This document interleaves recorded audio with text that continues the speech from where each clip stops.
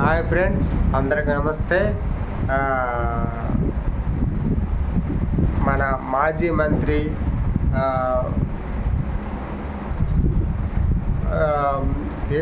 క్రీడా శాఖ మంత్రి, మన మాజీ మంత్రి రోజా గారు ఆర్దం ఆంధ్ర పేరటతో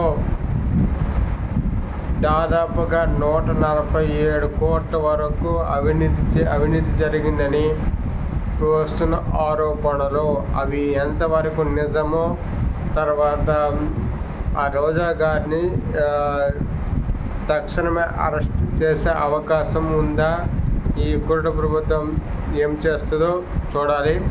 అలాగే ఆర్దం ఆంధ్ర పేరటతో నాసిరకం కిట్లతో 147 కోట్లు ఖర్చు పెట్టినట్లు, అది కూడా 47 రోజుల్లోనే. సో వాటర్ సింక్ చేశారు, బాగా చూడండి. అయితే మంత్రి రోజా గారు తర్వాత దీనికి చైర్మన్ ఉన్నారండి, ఇద్దరు మింగారు మొత్తం. ప్రభుత్వం మనం ట్యాక్స్ పే చేసే దీన్ని మొత్తం రోజా గారు ఎట్లా తమ గుప్పట్లో వేసుకున్నారు చూడండి.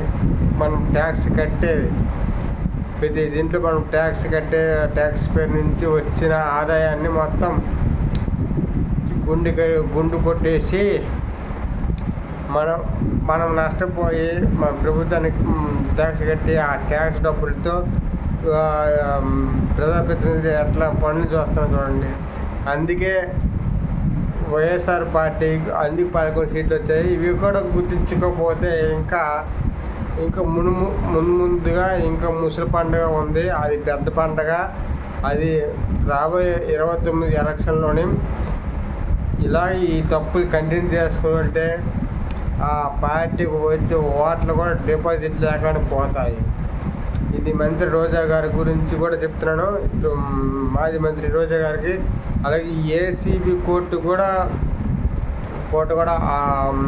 ఫైల్ కదిలింది.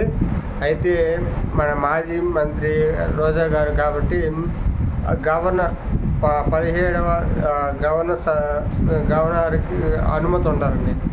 మంత్రి గారు పనిచేస్తారు కదండి ప్రజాప్రతినిధిగా. గవర్నర్ గారికి ఈ విషయం తెలిసి ఉంటుంది. అయితే గవర్నర్ గారు ఎప్పుడు స్పందిస్తారు, ఏసీబీ విచారణ అయిన తర్వాత తక్షణమే అరెస్ట్ దానికి సిద్ధమైంది ఈ కూటమి ప్రభుత్వం. గత 5 సంవత్సరాల్లో రోజా గారు ఎట్లా మాట్లాడారో ఇప్పటి వరకు మాట్లాడిన విధానం చూస్తే మనకే ఆ మాట వినదలుచుగా లేవు. ఒక మహిళ ఉండి అట్లా మాట్లాడతారా? ఇద్దరు కుమార్తె ఇద్దరు జన్మించిన తల్లి అట్లా మాట్లాడుతుందా? ఒక ప్రజాప్రతినిధిగా ఉండి ఈ సమాజానికి ఏంటి సందేశం ఇస్తున్నారు? గత 5 సంవత్సరాల అంత అరాచకాలు చేశారు కాబట్టి, అందుకే వైసీపీకి 11 సీట్లు వచ్చాయి కాబట్టి అది వాళ్ళు గుర్తు చేసుకోవట్లేదు. కాబట్టి ప్రతి ఒక్కరికి ఈ వీడియో నచ్చితే లైక్ చేయండి, షేర్ చేయండి, సబ్స్క్రైబ్ చేసుకోండి. Thank you so much. జై హింద్.